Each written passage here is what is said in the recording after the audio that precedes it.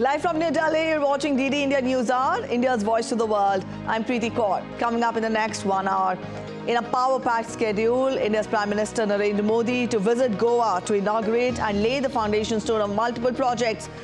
Will also inaugurate India Energy Week 2024.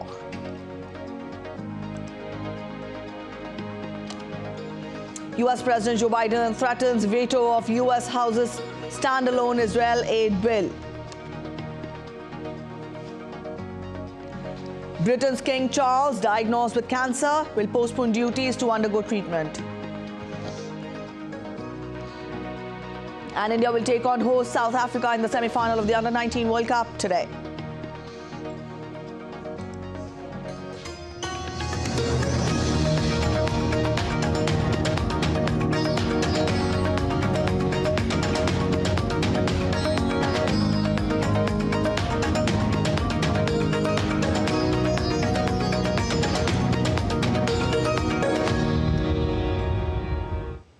India's Prime Minister Narendra Modi will inaugurate and lay the foundation stone of projects worth over 1,330 crore rupees in the public programs in Goa. Prime Minister will also inaugurate ONGC Sea Survival Centre, developed as one-of-a-kind integrated sea survival training centre to advance the Indian sea survival training ecosystem to global standards. It is expected to train 10,000 to 15,000 personnel annually. Exercises in simulated and controlled harsh weather conditions shall enhance sea survival skills of trainees and thus potentially increase the chances of safe escape from real-life disasters. Prime Minister will inaugurate the permanent campus of National Institute of Technology, Goa, to the nation. The newly built campus has various facilities to cater to the needs of students, faculty and staff of the institute. Prime Minister will dedicate the new campus of the National Institute of Water Sports. The institute will introduce 28 tailor-made courses aimed at fostering the development of water sports and water rescue activities, catering to both the public and the armed forces. Prime Minister will also inaugurate a 100 TPD integrated waste management facility in South Goa. Prime Minister will also lay the foundation stone for passenger ropeway connecting Panji and Reesmagos. Also, foundation stone for the construction of a 100 MLD water treatment plant in South Goa will be laid by him. He will also distribute appointment orders to 1,930 new government recruits and also hand over sanction letters to beneficiaries of various welfare schemes.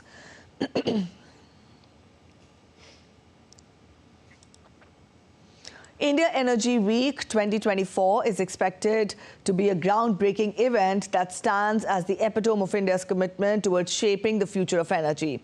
India's Prime Minister Narendra Modi will kickstart the event on 6th of February.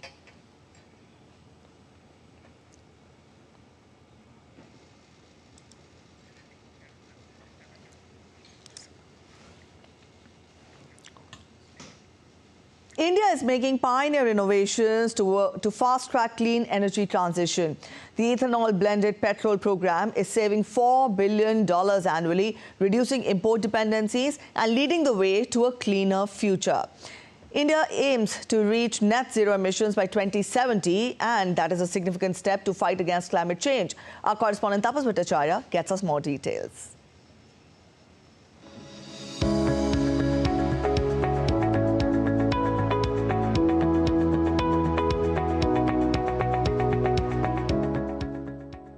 India's green revolution unveiled. From power deficient to power sufficient, India is leading the charge towards a cleaner, greener future. With a pledge to achieve net zero emission by 2070, the nation is making groundbreaking strides in renewable energy. In a game-changing move, Prime Minister Narendra Modi launched the E20, a blend of 20% ethanol with petrol, marking a key step in the ethanol blending petrol program. This is not only reduces the import dependence, but also saves $4 billion annually. The Global Biofuel Alliance is at the forefront, expediting the global uptake of biofuels through policy lessons sharing and technology advancements. The National Biofuels Coordination Committee introduces the CBG blended obligation, aiming to stimulate the demand in the city gas distribution sector. The CBO is set to attract investment of over $4 billion US, paving the way for 750 projects by 2028-2029. Join the revolutions India is evolving, and partnership forged at the events like India Energy Week are propelling the nation towards a future powered by clean, green fuel. With camera person Energy, this is Taposh Bhattacharya for DD India from India Energy Week in Goa. India Energy Week 2024 is expected to be a groundbreaking event that stands as the epitome of India's commitment towards shaping the future of energy. India's Prime Minister Narendra Modi will kickstart the event on 6th of February. Our correspondent Tapas Bhattacharya gets us more on this. Focusing on achieving energy self-reliance, India Energy Week 2024 emerges as the nation's largest comprehensive energy exhibition and conference. Aiming to catalyze India's energy transition, it will feature a roundtable with global oil and gas CEOs led by Prime Minister Narendra Modi. With 17 energy ministers, 35,000 plus attendees and 900 plus exhibitors, it hosts dedicated country pavilions and a Make in India pavilion emphasizing innovative solutions by Indian MSMEs in the energy sector. I invite you to explore our transformative solutions, engage in insightful discussions, and witness firsthand how Indian Oil is leading the charge towards a more sustainable future. Prime Minister Modi will inaugurate ONGC's Sea Survival Centre as well. Designed to train 10,000 to 15,000 individuals annually, the facility utilizes simulated harsh weather conditions to enhance trainees' sea survival skills, ultimately improving their ability to safely navigate real-life disasters. In just 2 years, India Energy Week has set itself apart, fueled by India's robust economic credentials and a thriving investment climate. Delegates from more than 100 countries will converge at the India Energy Week, creating a truly global gathering. Policymakers, business leaders and stakeholders will unite to collaborate, explore opportunities and enhance partnership. With camera person Ajit, this is Taposh Bhattacharya for DD India from Goa. India's External Affairs Minister Dr. S. Jaishankar met with his Swiss counterpart Ignacio Cassis at Hyderabad House in the national capital. The two leaders discussed ways to further strengthen bilateral ties after celebration of the 75th year of India-Switzerland Friendship Treaty last year. They also exchanged perspectives on regional and international issues, including the conflict in Ukraine.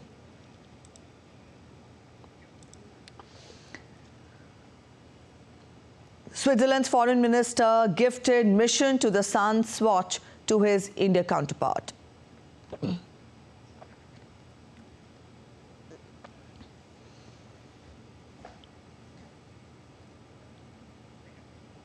India's External Affairs Minister Dr. S. Jaishankar on Monday held talks with Deputy Prime Minister of Fiji in New Delhi. They spoke about enhancing the mutual partnership, fostering stronger people-to-people connections, promoting collaborative efforts in development and reinforcing their commitment to multilateral cooperation.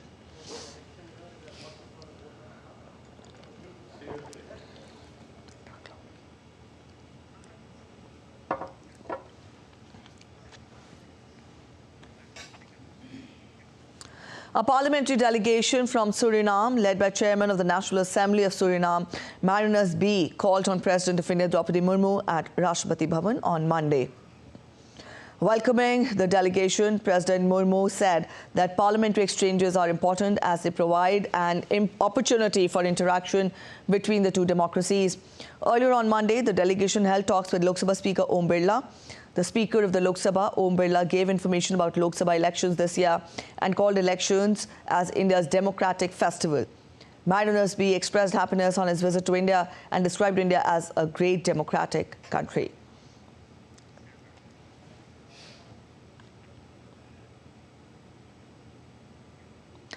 The administration of India's Himalayan state Uttarakhand approved the draft of the Uniform Civil Code, or the UCC, on Monday.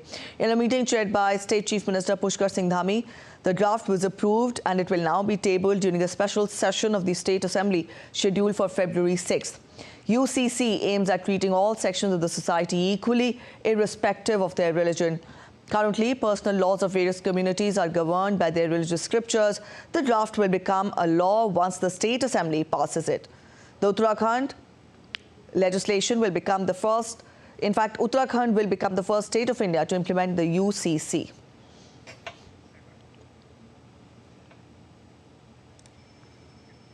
Election Commission of India has issued strict directives regarding use of children in any election-related activities. It has advised the political parties to not use children in election campaigns in any form, including distribution of posters, pamphlets, campaign rallies and election meetings. The holding of children in arms, carrying a child in a vehicle or rallies is also restricted. However, the presence of a child accompanied by their parent in proximity of a political leader will not be construed as a violation of the guidelines. Let's take a look at other stories making it to the headlines from across India now. The Food Safety and Standards Authority of India, in its 43rd meeting, has approved various amendments to streamline food safety and standards regulations in India. After the amendments, the food businesses would not have to go to different authorities for mandatory certification. Now, only FSSAI certification has been made mandatory for food products. India's Union Health Minister Dr. Mansukh Mandavia laid the foundation stone for 4 nursing colleges virtually in Andhra Pradesh and Jammu and Kashmir.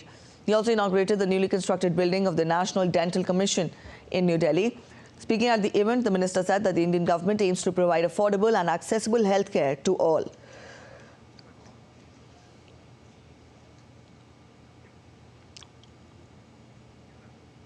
India's Border Security Force troops apprehended a Pakistani national near the international border in a village of Taran Taran district of India's state of Punjab. The apprehended 16-year-old revealed himself to be a resident of Kasur in Pakistan. 1 mobile phone and Pakistan currency have been recovered by the security forces. India Coast Guard ship Varaha, an offshore petrol vessel, in fact, is on a 3-day visit to Kenya as part of the overseas deployment of Indian Coast Guard ships to Africa. The primary objective of this visit is to strengthen long-standing diplomatic ties along with enhancing maritime cooperation and promoting interoperability with the Kenya Coast Guard services and other maritime agencies.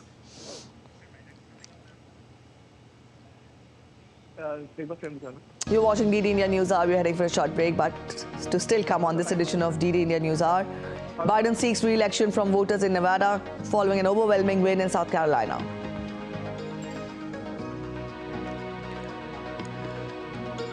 Amid rebuilding efforts, Turkey's Hatay earthquake victims' remembrance, the simpler life before the earthquake.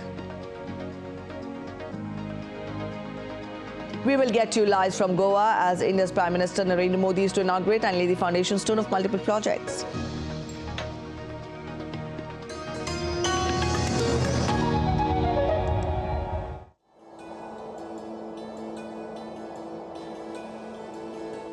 गर फिरदौस बर्रुए ज़मी अस्त हमी अस्तो हमी अस्तो हमी अस्त Jammu and Kashmir, nature's finest works.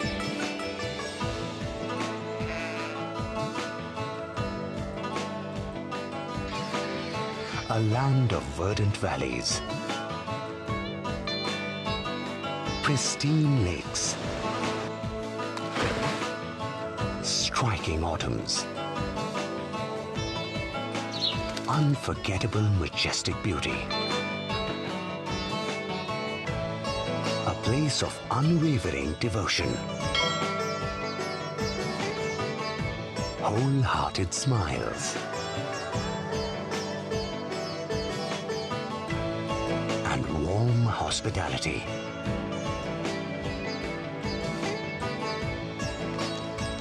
World famous for its exquisite artistry.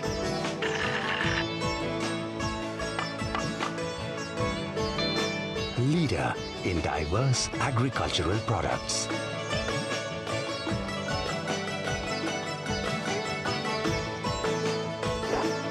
Heartland of winter sports. Jammu and Kashmir is vibrant, diverse, ambitious, future-focused,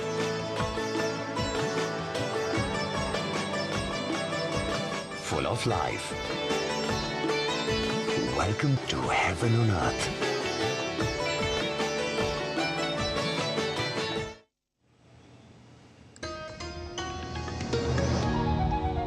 Welcome back after the break. You're watching DD India News Hour and I'm Preeti. And from here we go back to our top story and we'll get you updates from Goa, where DD India correspondent Tapas Bhattacharya is giving us live updates on Prime Minister's visit that is scheduled for today. Tapas, good morning.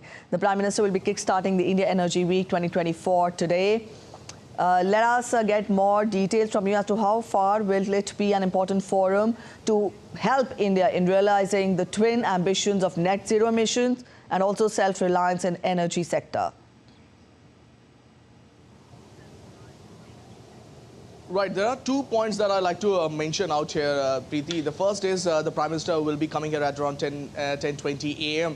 and he will be visiting the ONGC Survival Center. He will be in fact inaugurating that. So the reason I'm telling you, and it's important, is because most of the 70% of the India's and world's oil production comes from the high seas, offshore facilities, and that is where it's a very tricky situation where people who work there, they have to work in a very difficult terrain, difficult condition. And this survival center is expected to be a major boost in imparting them the knowledge, the information that will require them to work on those places. The fatality for India in working in these kind of offshore facilities are quite high. So the need was felt to have such a center to make the personnel who work on those offshore facilities be acclimatized to the dangers that one can face. So this is a huge center, and Prime Minister Narendra Modi will be inaugurating that.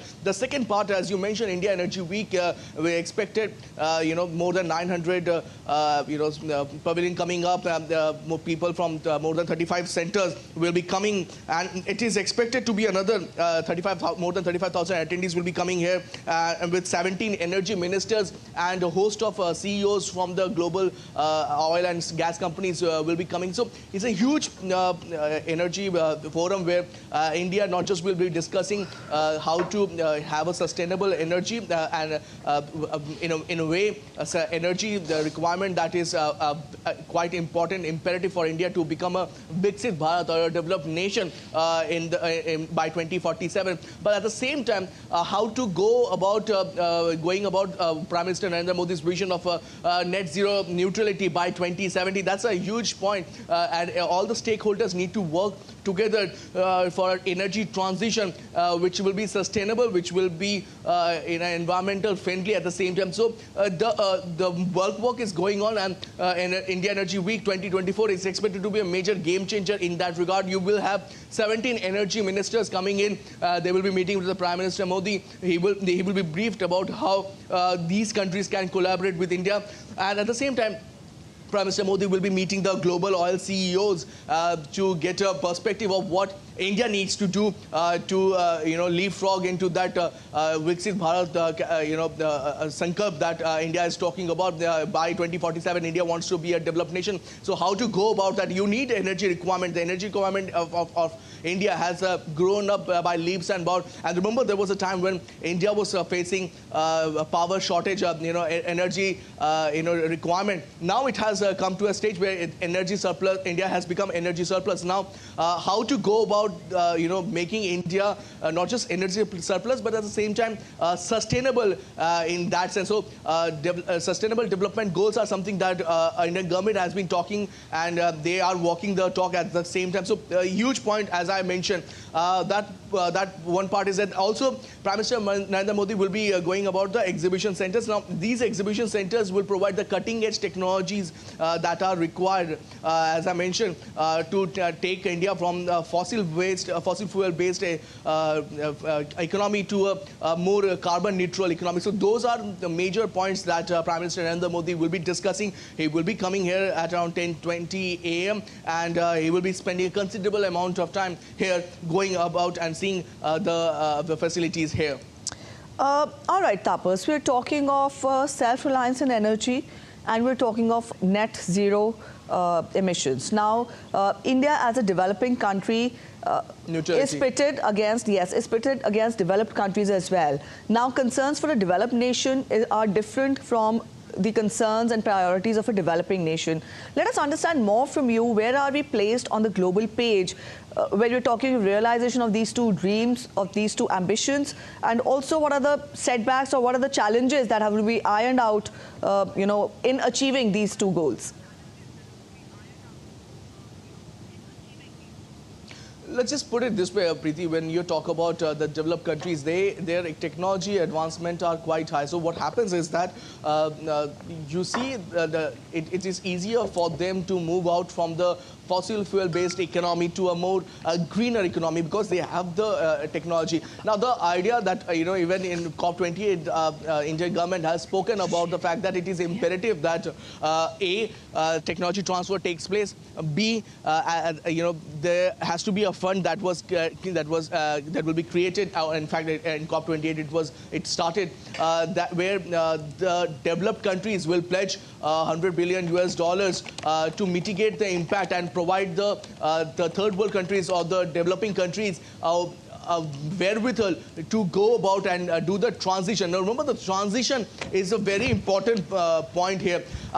If you go about historically it is India and the developing countries do not have any fault. It was the developed countries which actually had to bear the have actually done the bulk of the pollution, and that is exactly where even now, if you take a close look at the GDP consumption of electricity, if you could take a close look at the consumption of the fossil fuel, you will realize that the developed countries are still quite high on that list. Now, going about that, the transition, as you mentioned, if you have to go about making India a developed country, and at the same time the transition from a fossil fuel based economy to a more greener economy, now that is a huge challenge. Now how that will happen? You need a lot of investment, you need a lot of infrastructure building, capacity building that is required. The second point is about having technology, cutting edge technology, that these as I mentioned, the oil and gas company CEOs will be having a discussion with Prime Minister Narendra Modi. He has already spoken about the fact that the cutting edge technology needs to be put in India, it needs to come in India, and they need to be accessible to the Indian companies. Now, as I mentioned, more than 17 countries' energy ministers will be coming here, and they will be given a tour of how India is actually becoming a classic example of not just going about being a developed country, but at the same time keeping the ethos of life mantra that Prime Minister Narendra Modi has given, lifestyle for sustainability. So those are the major things that will be discussed in length and breadth. Now, at the same time, Preeti, if you have to understand that India Energy Week, as I mentioned, there will be 6 countries who have their pavilion out here. So, and as I mentioned, more than 35,000 attendees will be coming here. So, who's who of energy world will come down to Goa to discuss how to go about making India self-reliant in energy. It's already self-reliant, but how to make it self-reliant in sustainable form of energy. So those are major points that will be discussed. I just want to show you a bus. I just wanted to show you this particular hydrogen bus that is there. This bus is quite important. Why I'm telling you, this is one of India's first green hydrogen fuel bus, and this was developed by Indian Oil. Now, these are some of the cutting-edge technology that will be, put in use. That will be given a major flip, and you expect that these are the things that you require in days to come. So if you're talking about hydrogen fuel, if you're talking about EV vehicles, if you want to make it popular, you have to cut down the cost. And how to cut down the cost? You have to get the latest technology in place. So those are major important things that is currently going on. Preeti. All right, Tapas, thank you for explaining that to us and joining in with those details. And from here, we now get across to Shishir, who is also in Goa and who will be apprising us with the rest of the important programs of the Prime Minister in Goa. Good morning, Shishir. Now, we also tell our viewers that the Prime Minister will be inaugurating multiple development projects worth more than 1,300 crore rupees. Let us understand more from you. How crucial are these projects? How significant will that be in development of Goa, because the vision of the Prime Minister is Viksit Bharat, Viksit Goa 2047.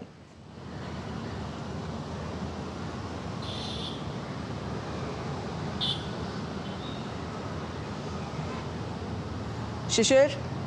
Well, absolutely, Priti. Good morning, and good morning to all our viewers here, and welcome from the serene city of state here. Well, absolutely, you rightly said the Prime Minister will be coming into Goa, and this is quite important. Yes, Priti. Yes, please continue.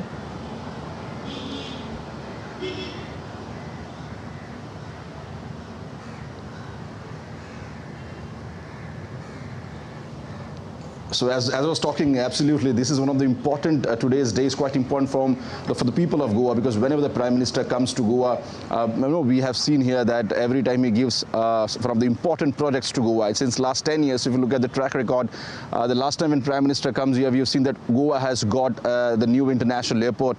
Along with Goa also got the Ayurvedic Institute in Goa, the first of its kind.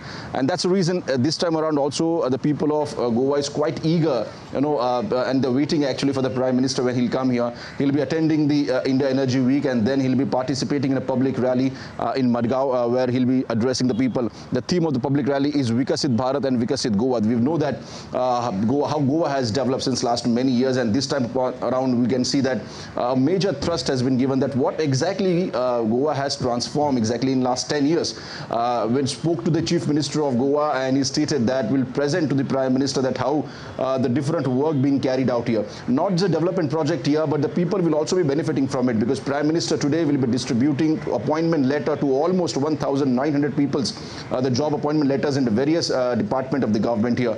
Apart from that, he'll also be meeting some of the beneficiaries who have received the benefits of the various schemes announced by the central government. So obviously, it's not just about talking about the development project, but it's also about reaching to the people and connecting to them and checking whether they're getting the benefits of the central schemes or not. And that's what the Prime Minister will be doing here. The Chief Minister also stated one line is that we'll also show to the Prime Minister that how Goa has changed since last 10 years. Priti, let me tell you that if you look at the picture of Goa, it's a small state, coastal state in Western India, where we have seen hardly any big kind of big development or big ticket projects actually came in before that. But in last 10 years, we have seen here many international things have happened in Goa, be it international conferences, be it world-class institutions in education, or the companies also have entered in Goa, and that's the reason now humongous opportunities have opened for the people of Goa, and that's what the Chief Minister will be talking about here. Well, let me share an example here, because I've been coming to Goa since many years now, and to travel in Goa, particularly from one place to another place, used to take almost 2 hours or 3 hours. The time has now cut down to almost 1 hour or maybe 50 minutes, and that's what the fast the Goa has become in last 10 years. Like that, talking about the institutions also, we have seen here that Goa has got its own names. Goa has got the NIT, the National Institute of Technology, which Prime Minister will be inaugurating. The new international airport recently inaugurated here in Goa. So that's the reason all these aspects will benefiting them as well. The tourism aspect is quite important from Goa's perspective here, because most of the GDP, Goa's GDP is based on the tourism. Earlier it was a mining sector, but due to environmental concerns, the state government have actually banned the mining here. But now they are giving more thrust on the tourism sector. But apart from tourism sector, since last 5 to 10 years, we have seen here the other industries have also grown quite large in Goa. And that's the reason we have seen many big pharmaceutical companies are presented right now in Goa. Apart from that, we have seen many IT companies have also entered in Goa. And that's the reason the various avenues have opened up for the Goan people.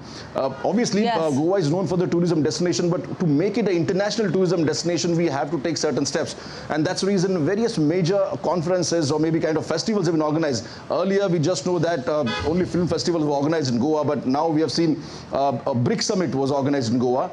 We've also seen the SEO summit was also held in Goa. Apart from that, the G20 meetings were also held in Goa. And that's the reason now Goa has emerged to the international spots. And these are the initiative taken by the central government and state government will be presented to the people of Goa. When the Prime Minister will be coming here, he'll also talk about these issues.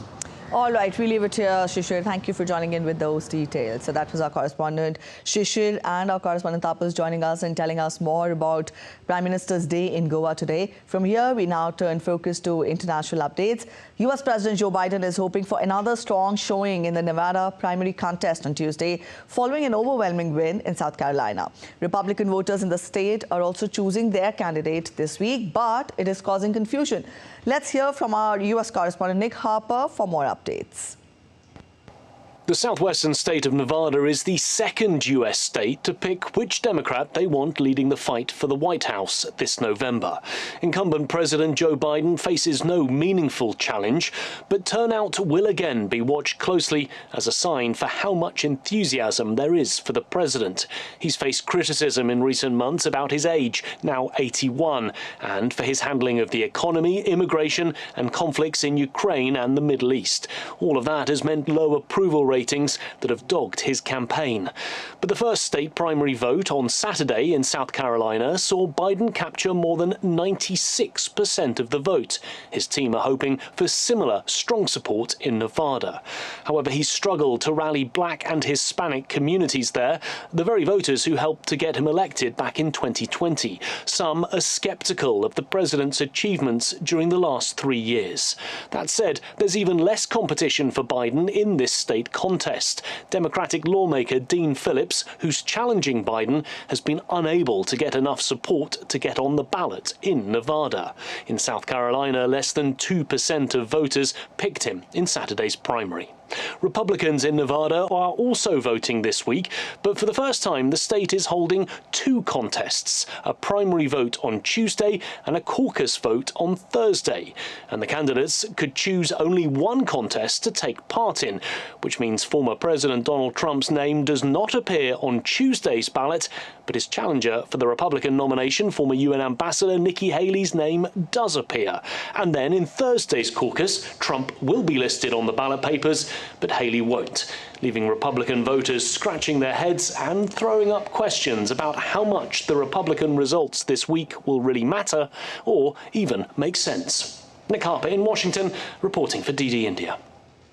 Republican presidential contender Nikki Haley told reporters, in fact supporters in South Carolina on Monday, that the border deal being mulled over in the Senate is lacking in some areas and blamed former President Trump for asking Congress to stop the bills until after the election.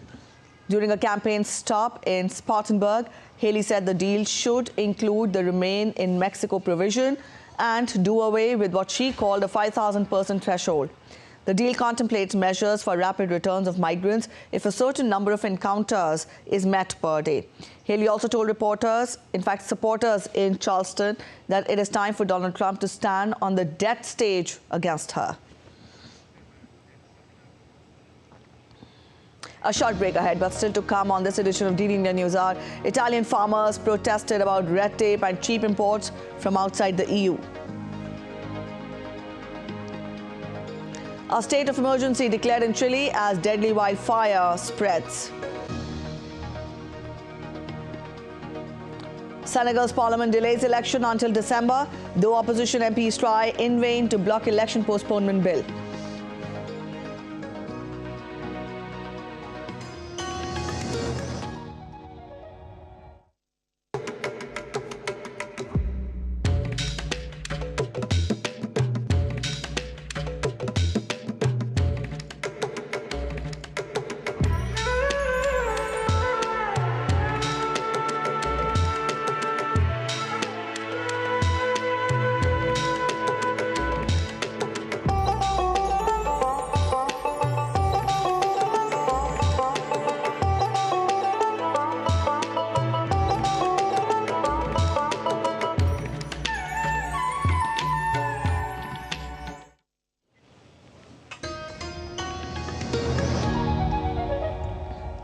Welcome back after the break. You're watching DD India News Hour. A quick relook at the top stories once again.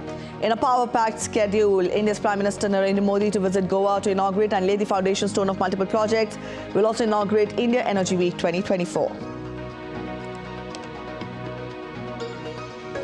US President Joe Biden threatens veto of US House's standalone Israel bill. Britain's King Charles, diagnosed with cancer, will postpone duties to undergo treatment. And India will take on host South Africa in the semi-final of the Under-19 World Cup today.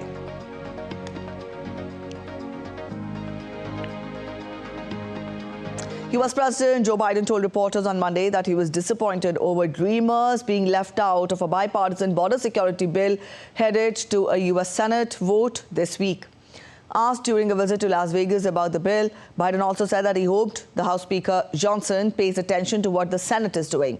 The bill is likely to dash hopes for a quick, clear path to citizenship for hundreds of thousands of people brought into the U.S. illegally as children, as Congress takes on a harder line on immigration.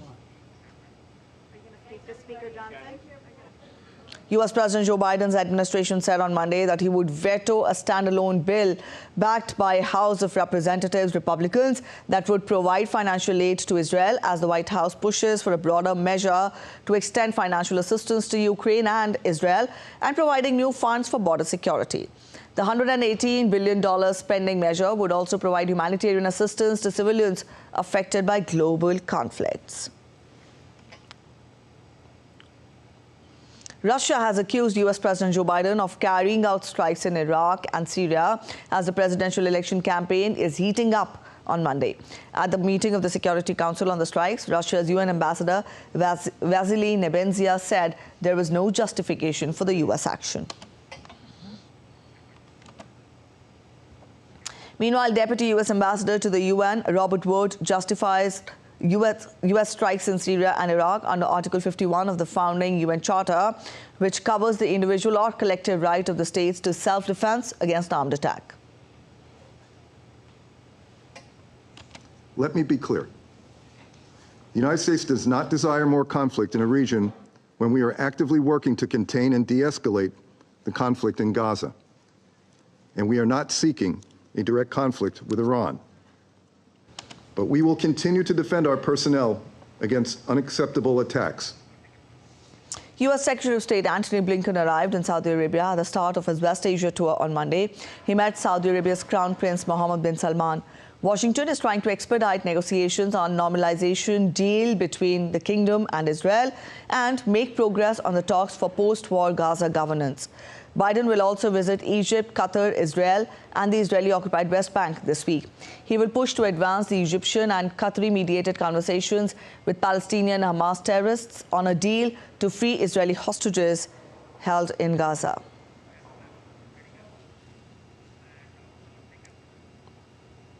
King Charles III is being treated for cancer, Buckingham Palace announced on Monday.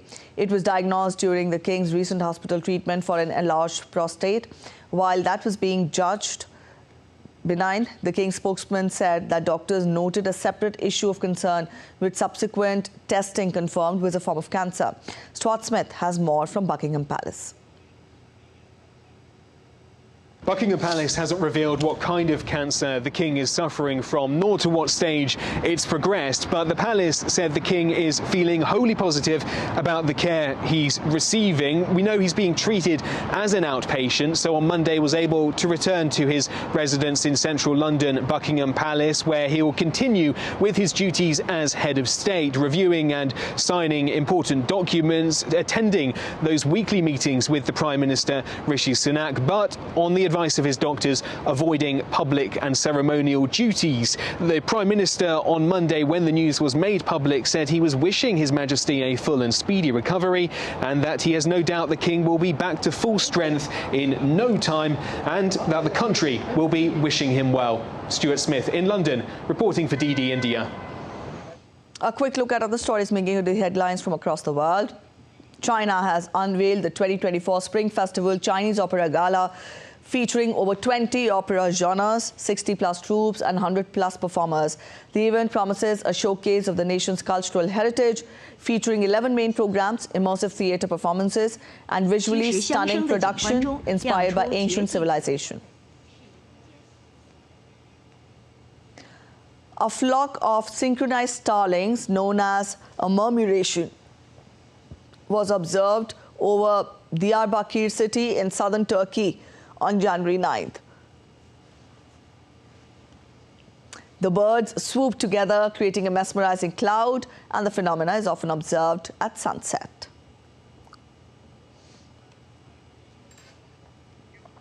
Animal rights activists in Mexico City protested outside a bullfighting arena, demanding the abolishment of the centuries-old spectacle after a federal tribunal revoked a temporary ban. The protest was peaceful, but some protesters complained about police presence and metal barriers erected by the local government. Senegal's parliament on Monday voted to hold a postponed presidential election on December 15th after security forces broke up an opposition attempt to block proceedings at the National Assembly. Earlier, riot police fired tear gas to disperse chanting protesters outside the National Assembly, where lawmakers were meeting to vote on a bill that initially planned to reschedule the February 25th vote to August 25th and extend President Macky Sall's mandate until his successor is installed. After hours of procedural discussions, lawmakers were due to start the debate and then vote on the bill when around a dozen opposition members rushed to the podium, halting parliamentary business. With this podium blocked, the Speaker of the House withdrew from the chamber until security escorted the opposition lawmakers away. Minutes later, those remaining passed a resolution to reschedule the election to December 15th, 2024. Northern Ireland's newly elected First Minister, Michelle O'Neill, said on Monday that the regional government needed more funding to deliver public services. O'Neill told reporters outside Stormont that more money was required for the Assembly, which for the first time in 2 years was to be politically successful. A new deal struck between Northern Ireland, Britain last week offered $4.2 billion to restore the devolved administration, but the newly reformed executive called on Britain on Monday to boost its initial offer to ease the region's strained budget. London had refused to increase Northern Ireland's £14.2 billion annual budget earlier last year, despite inflation reaching a multi-decade high. Italian farmers protesting about red tape and cheap imports from outside the EU headed towards Rome in convoys of tractors on Monday. Farmers from agricultural regions such as Tuscany headed south towards the capital, flying the Italian flag and carrying handwritten signs with slogans including "No farmer, no food." They were expected to congregate on the outskirts of Rome, pending further protests later in the week. The Italian farmers share many of the grievances expressed by their counterparts in other parts of Europe during a wave of protest over the past few weeks. Meanwhile, the protests have eased in France and Germany for now, but appear to be growing in intensity in other parts of the EU.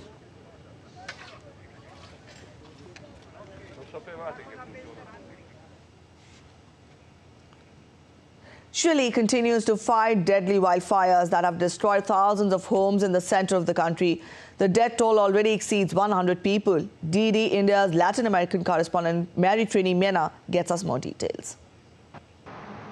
The fast-spreading fires have consumed about 15,000 homes. It started in more remote forest areas, but spread to nearby populated centers. The Valparaiso region is one of the most affected, located in the center of the country. Firefighters are focusing their efforts on containing the fires. According to the Chilean government, there have been 165 fires across the country. About 40 of them are still active. Chile's President Gabriel Boric declared a state of emergency and 2 days of national mourning for those who lost their lives. President Boric has said that this is the worst natural disaster since 2010, when Chile experienced a strong earthquake. Experts say several factors have contributed to the wildfires, including the end of the rainy season, temperatures that have increased above 40 degrees Celsius in the summer, and the large number of trees that are concentrated in the central part of the country. Chile is accepting donations from neighboring Latin American countries to help the victims. Marita Rimena in Caracas, reporting for DD India. Italy's Mount Terminillo ski resort is facing a winter shutdown due to rising temperatures. Ski lifts are switching off and snow cannon is abandoned on the slopes. The resort, which is a popular destination for skiers from Rome, is facing difficulties in producing artificial snow due to the high temperatures.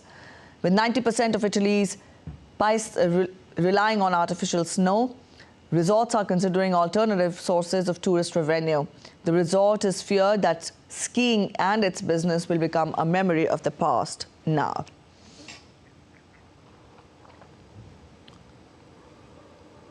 A deadly Pacific storm, the second Pineapple Express to sweep the west coast in less than a week, stalled over southern California, causing torrential downpour, street flooding and mudslides. Extreme weather advisories were posted across parts of California and southwestern Arizona, where 35 million people live. The storm lashed northern Carolina with hurricane-force gusts of wind and heavy precipitation that intensified as it moved south. California Governor Gavin Newsom declared a state of emergency in 8 counties with a combined population of over 20 million people.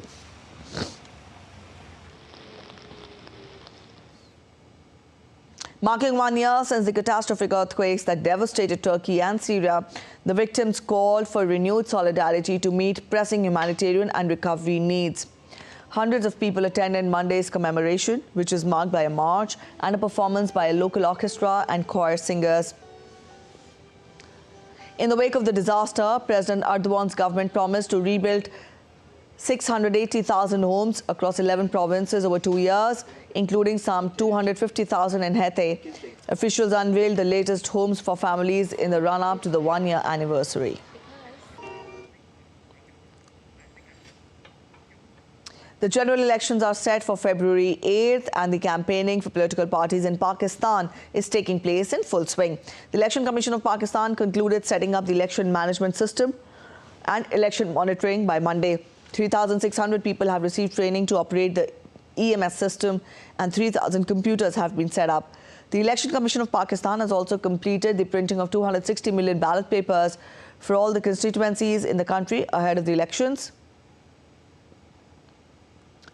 There is an increase of 54.74% candidates as compared to the 2018 elections. Political parties and independent candidates are actively participating in the campaigns. A quick break ahead, but after the break, the OECD affirms global economy will perform better than expected this year. After 5 consecutive wins, India will take on host South Africa in the semi-final of the Under-19 World Cup.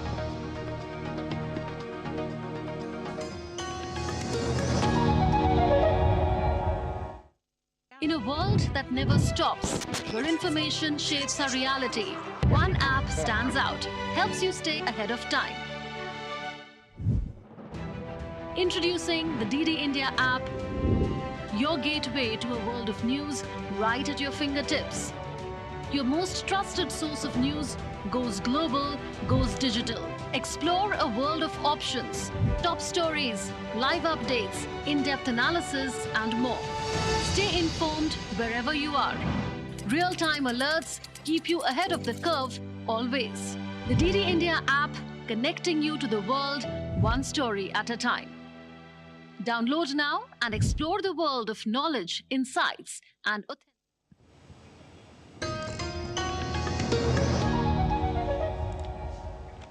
Welcome back after the break. You're watching DD India News Hour.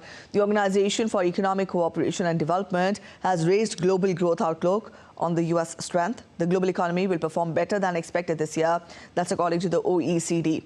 The group, made up of 38 member countries, including the United States, says an improved outlook in the U.S. will help growth rise 2.9% in 2024, lower than last year, but higher than projected just a month ago.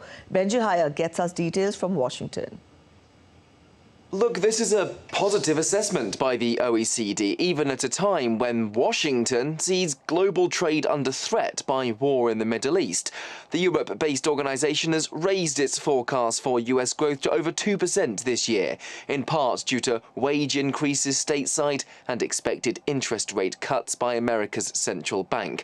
The economy here showing, quote, remarkable strength should offset other global weaknesses laid out in the OECD's latest outlook, such as China's or Germany's economies, which are growing still, yes, but at a slower rate than before.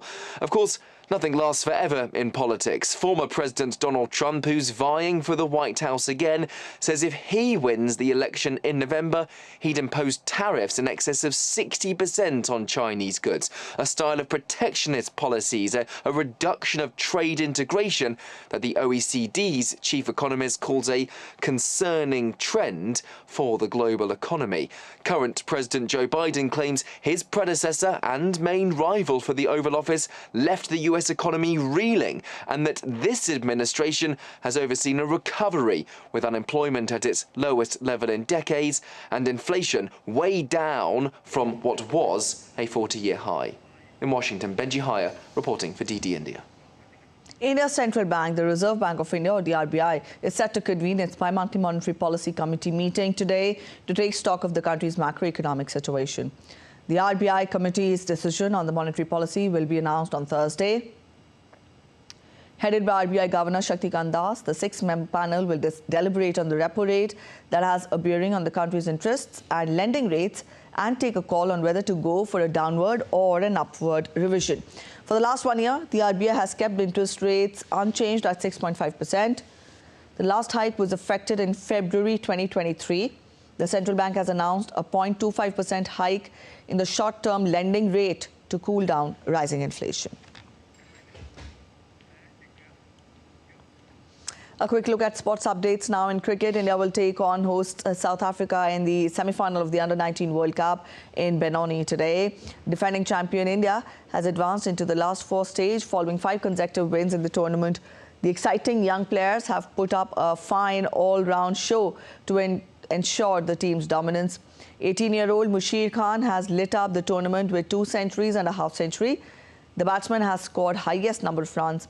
Before the tournament, India had demolished South Africa in 2 consecutive ODIs of the Tri-Nation Series. However, the knockout games bring a different kind of pressure, and the first semi-final could be a battle between India's in-form batsmen and South African bowlers. Talking of Asian Cup, Jordan will script a slice of history when it faces South Korea in the Asian Cup semi-final in Al Rayyan city of Qatar. South Korea is expected to beat Jordan, which is the lowest ranked team left in the tournament, but Jordan held South Korea 2 each in the group phase. While Jordan are playing their first semi-final, South Korea are looking to advance and end a 64-year trophy drought in the Asian Cup.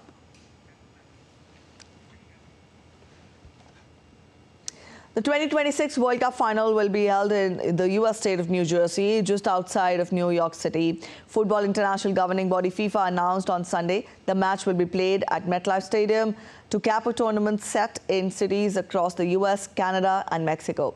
Fans and officials in New York and New Jersey welcomed the news, with the event expected to bring in over $2 billion for the region. DD India's Sally Patterson reports on this. On July 19th, 2026, MetLife Stadium will swap American football for British football. The stadium has capacity to hold more than 82,000 excited football fans who will pour in from around the world to witness one of the biggest sporting events of the year. Now, local officials say World Cup matches played here, including the final, are expected to bring in over 1 million visitors to the region. Now, MetLife Stadium is technically in the US state of New Jersey, but it's only around 10 miles or 16 kilometers from Manhattan. And for the football tournament, it will be known as New York, New Jersey Stadium to comply with FIFA's sponsorship policies. The news was welcomed by officials here. New Jersey Governor Phil Murphy wrote on X, formerly known as Twitter, that he was thrilled his state had been chosen to host the event as a lifelong soccer fan himself.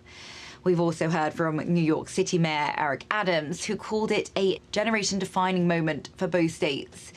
In a statement, he said it will create lifetime memories for fans, provide new opportunities for our communities, and infuse billions into the economy. The final will close a 104-game tournament spread across 3 different nations for the first time. And in another first, the World Cup will expand to include 48 teams. That's up from 32 held for the past 7 tournaments. Sally Patterson in New York, reporting for DD India. Red Bull said that they are investigating a complaint against their Formula One team boss, Christian Horner.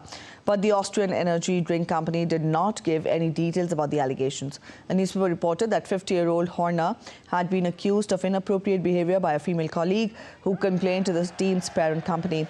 There was no comment from the team, but Horner, who is married to former Spice Girls singer Gary Halliwell, told a Dutch newspaper that he is completely denying the allegations. The Briton presided over the most dominant season in Formula One history last year, with Max Verstappen taking his third title in a row and the team winning 21 of 22 races. Shanghai's Yuyuan Garden was filled with dragon lanterns on February 2nd to celebrate the Lunar New Year of the Dragon, which falls on February 10th. Tens of thousands of people filled the traditional temple garden, causing traffic to stand still.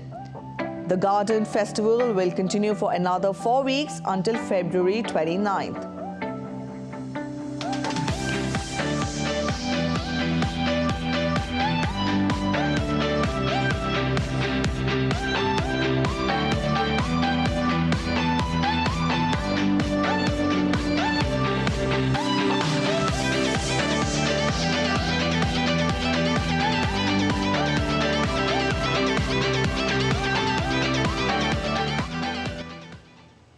All right, that's it in this edition of DD India News Hour. But let us know your thoughts on the news of the day. You can connect with us on Facebook, X and also Instagram. We'll be back with more news as it breaks here on DD India. I'm Preeti Kaur signing off, and from all of us here in Delhi, thanks for watching DD India News Hour.